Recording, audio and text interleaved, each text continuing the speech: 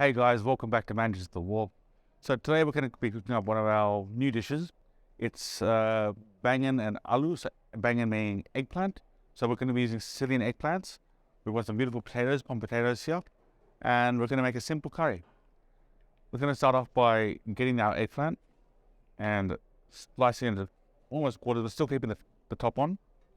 I'm going to put a little bit of a filling inside. So the filling we have is a mixture of cumin, cardamom, coriander seeds, fennel seeds, salt, pepper, and a touch of garam masala and chilies, and basically stuffing our eggplants like so. And we're going to do this about 4 or 5 eggplants.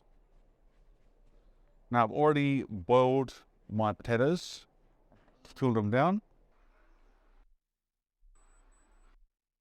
adding in a bit of garlic and ginger. So to this we're going to be adding our master gravy, a base curry sauce, which is basically pureed onions, ginger, garlic, tomato, a few spices, and we'll add in our potatoes. Whilst that's slowly cooking away, we're going to get our eggplant and we're going to simply just put them in the oven just to roast for about 5 to 6 minutes.